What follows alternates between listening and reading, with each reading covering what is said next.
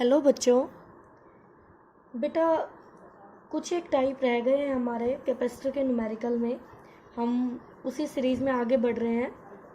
Given problem में क्या दिया गया है, ये कैपेसिटर है हमारे पास, ये दो प्लेट है रेड पेन से जो मैंने बनाई है बेटा, और उसके बीच में आपने यहाँ पर ये दो प्लेट ब्लैक पेन से दिखाई दे रही होगी आपको, आपने दो प्लेट डाली हुई है, बी सेपरेशन है इन दोनों प्लेट के बीच का, और इनको ऐसे एक वायर से या एक प्लेट से जैसे भी आपने ये कनेक्ट की हुई है, तो इसको हम बोल रहे हैं एच सेक्शन। क्या बोल रहे हैं हम इसको? H section. तो गिवन प्रॉब्लम में ये कह रहा है कि अगर हम इस एच सेक्शन को बिटवीन दी प्लेट्स यहाँ इस जगह रखें near the first upper plate ले या नियर द लोअर प्लेट ले, तो इस एच सेक्शन की लोकेशन से इसके कैपेसिटेंस पर कोई फर्क नहीं पड़ता। Show that equivalent capacitance does not depend on location of rigid central section H. ये जो एच सेक्शन है बेटा, ये आपका रिजिड है। रिजिड मतलब कि इसके बी इनका जो ये सेपरेशन है दोनों प्लेट के बीच का, मतलब इसमें कोई चेंजेस नहीं होना चाहिए। तो कहने का मतलब ये है कि ये गिवन है दो प्लेट के बीच का डी डिस्टेंस, तो डी डिस्टेंस क्या है गिवन, ये कांस्टेंट है बेटा, ठीक है। और बी गिवन है, ये गिवन है, और बी भी क्या है बेटा, कांस्टेंट है, ये भी नहीं बदलेगा।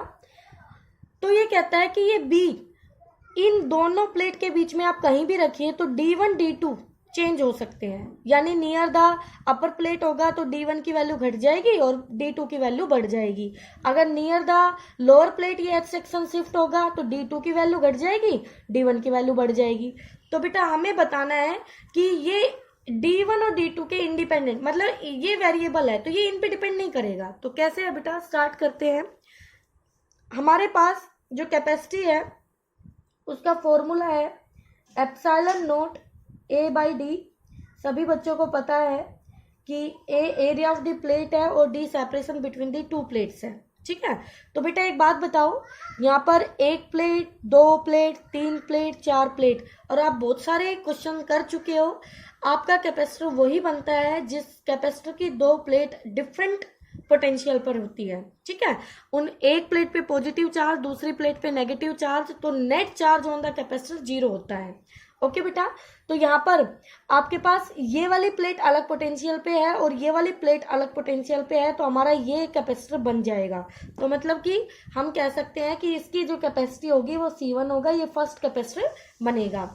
फिर एच सेक्शन वाला देखिए बेटा, ये वाला एच सेक्शन वाला, तो ये प्लेट और ये वाली प्लेट दोनों ब्लैक प्लेट सेम पोटेंशियल पे है, तो ये हमारा एक कैपेसिटर नहीं बनाएगा, तो ये एच सेक्शन हमारा कैपेसिटर फॉर्म नहीं करेगा। फिर ये वाला प्लेट और ये वाली प्लेट दोनों मिलके फिर से एक कैपेसिटर बनाएगी, तो इसकी कैपेसिटी हो जाएगी C2। हमने मान ली C2 है, ठीक है बच्चों। अब देखिए C1 होगा, इसका एरिया गिवन है बेटा, area of the plate, area of the plate, area of plate equal to a है बच्चों। तो बताओ बेटा कैपेसिटी क्या हो जाएगी, C1 epsilon not a by D1, पहला कैपेसिटर ये है। उसी तरह C2 epsilon not a by D2। Okay बेटा, अब ये दोनों, इन दोनों कैपेसिटर का एक एक हाथ आपस में बंधा है, देखो दोनों का, और दूसरा हाथ अलग अलग पोटेंशियल पर है, तो ये दोनों किसमें है बेटा, सीरीज में। और सीरीज का फॉर्मूला ऊपर दोनों की प्रोडक्ट, नीचे दोनों का सम। हमने दोनों की वैल्यू पुट की, तो यहाँ से ये हमने डायरेक्ट कॉमन ले लिया, एप्सिलॉन नॉट ए अंदर रह गया बेटा 1/D1 प्लस 1/D2। आपने एलसीएम लिया यहाँ पर, तो D2 प्लस D1 अपॉन में D1 D2 ये कैंसिल हो गया बच्चों। तो हमारे पास रह गया सीरीज का जो इक्विवेलेंट कैपेसिटेंस आया वो आया एप्सिलॉन नॉट ए अपॉन में D1 प्लस D2। अब बेटा यहाँ पर आइए, थोड़ी सी ज्योमेट्री देखिए फिर से, D1 प्लस D2 यानी ये वाला सेपरेशन और ये वाला सेपरेशन, गिवन है टोटल सेपरेशन और एच सेक्शन की दूरी। तो क्या D1 प्लस D2 को हम टोटल में से B की वैल्यू घटा दे तो हमें यही तो मिलेगा, बिल्कुल। तो हमने इसको रिप्लेस कर दिया D माइनस B से, और बेटा D भी कॉन्स्टेंट, B भी कॉन्स्टेंट, और given area of the plate ये भी गिवन है एप्सिलॉन नॉट, सारे टर्म कॉन्स्टेंट, तो क्या ये कॉन्स्टेंट आएगा। तो हम इस तरह कह सकते हैं कि capacitance does not depend on the location of H section. Okay बच्चों, इसके बाद ग्राफिकल क्वेश्चन है बेटा। हमने कैपेसिटी डिस्कस की, कैपेसिटी हमने पढ़ी। जो चार्ज होता है वो डायरेक्टली डिपेंड करता है पोटेंशियल पे, और फिर हमने लिखा Q इक्वल टू प्रोपोर्शनलिटी हटाई और यहाँ से C कांस्टेंट आया और ये CV। फिर C को आपने लिखा कैपेसिटी को चार्ज अपॉन पोटेंशियल। ठीक है बच्चों, तो यहाँ से चार्ज और पोटेंशियल के बीच में जो कर्व बनती है डायरेक्टली है तो स्ट्रेट लाइन कर्व आती है आपके पास। तो यहाँ पोटेंशियल ले लिया y एक्सिस पे, x एक्सिस पे हमने चार्ज ले लिया। तो यहाँ दो कर्व दे रखी है, एक कर्व C1 को दिखा रहा है और दूसरी कर्व C2 को। तो यहाँ पे कैपेसिटी C1 और C2 है, हमें बताना है कि C1 ज्यादा है C2 से या C1 कम है C2 से। तो बेटा हमें क्या करना है, वही 11th का कॉन्सेप्ट, एक ग्राफ की जो सिग्निफिकेंस है आप उसके स्लोप से चेक करेंगे। तो यहाँ पे स्लोप हमें क्या बताएगा, इसका स्लोप जो आएगा वो होगा पोटेंशियल y एक्सिस अपॉन में x एक्सिस चार्ज, और बेटा पोटेंशियल अपॉन में चार्ज 1/c होता है, यानी रेसिप्रोकल ऑफ स्लोप कैपेसिटेंस होता है। तो कैपेसिटेंस हो गया 1/स्लोप, स्लोप का रेसिप्रोकल। इसका मतलब यह है जिसका स्लोप ज्यादा है उसकी कैपेसिटी कम है। तो C1 की कैपेसिटी कम होगी C2 से, तो बेटा हम लिख सकते हैं C1 less than C2। Okay बच्चों, इसी में आगे देखिए बेटा, नेक्स्ट जो क्वेश्चन है आपका बोर्ड में आया हुआ क्वेश्चन है बेटा, ध्यान से देखना क्या कह रहा है इसमें।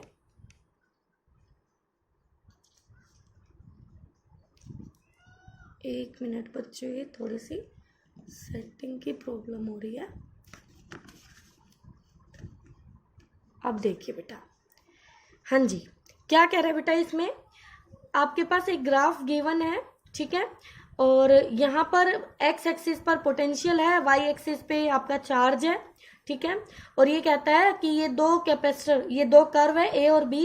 तो ये हमें गिवन 2 कैपेसिटर C1 C2 है, और इन दोनों कैपेसिटर का एरिया, प्लेट का जो एरिया है वो तो सेम है, बट दोनों प्लेट के बीच का जो सेपरेशन है वो अलग अलग है। तो जो C1 कैपेसिटर है उसके बीच का गैप, प्लेट का गैप ज्यादा है C2 वाले से। तो हमें बताना है कि कौन सी कर्व किस कैपेसिटर को रिप्रेजेंट करेगी और क्यों। तो देखिए बेटा ध्यान से, हमें पता है कि जो स्लोप होता है वो होता है y एक्सिस अपॉन में x एक्सिस। y एक्सिस पे आपका है चार्ज और x एक्सिस पे आपका पोटेंशियल। तो ये हमें सीधा सीधा क्या दे देगा, कैपेसिटेंस। इसका मतलब स्लोप डायरेक्टली डिपेंड करेगा कैपेसिटेंस, या मैं ये कह सकती हूँ कैपेसिटेंस डायरेक्टली डिपेंड करेगा स्लोप पर। अगर स्लोप ज्यादा तो कैपेसिटी ज्यादा। अब हमें पता है कैपेसिटी होती है बेटा epsilon not A/D, epsilon not A/D। जिसका D कम होगा उसकी कैपेसिटी ज्यादा, जिसका D ज्यादा होगा उसकी कैपेसिटी कम, और जो रिलेशन कैपेसिटी का होगा वही स्लोप का होगा। ठीक है बेटा, तो D यहाँ पर C1 का ज्यादा है, तो C1 का D ज्यादा है तो उसकी कैपेसिटी कम होगी, और उसकी कैपेसिटी कम होगी तो उसका स्लोप भी कम होगा। तो स्लोप किसका कम है, B का। तो C1 कैपेसिटर किसके कोरेस्पॉन्डिंग है, B के। तो बेटा हम क्या कह सकते हैं, जिसका D ज्यादा है उसकी कैपेसिटी कम है, या जिसका D कम है उसकी कैपेसिटी ज्यादा है। आप किसी भी तरीके से समझा सकते हैं। ठीक है बेटा, तो यहाँ से B लाइन रिप्रेजेंट करेगी आपका C1 और A लाइन रिप्रेजेंट करेगी आपका C2। ओके बच्चों, तो ये वाई क्वेश्चन का आपका रीजन भी हो गया, और इसमें ये भी बता दिया हमने कि कौन सी कर्व किस कैपेसिटर को रिप्रेजेंट करेगी। नेक्स्ट देखिए बेटा, यहाँ पर आपको एक सीढ़ी नुमा आकृति दी गई है। तो एक ये प्लेट दिखा दी है बेटा, और अपर प्लेट को ऐसे स्टेयर्स की फॉर्म में बना रखा है, और हर स्टेयर्स की ये विड्थ, हाइट कह लीजिए बच्चों, हाइट जो है इक्वल है। हो सकता है ये अनइक्वल भी आ जाए, कुछ नहीं है, आपको कॉन्सेप्ट पता होना चाहिए। अगर आप ये कर सकते हैं तो अनइक्वल वाले भी कर सकते हैं आप। ओके बेटा, यहाँ पर मीडियम सेम दे रखा है, अगर मीडियम भी अलग अलग आ जाए, इसमें K1 फिल कर दे, इसमें K2 फिल कर दे, इसमें K3 फिल कर दे, तो आप वो भी कर सकते हैं बेटा।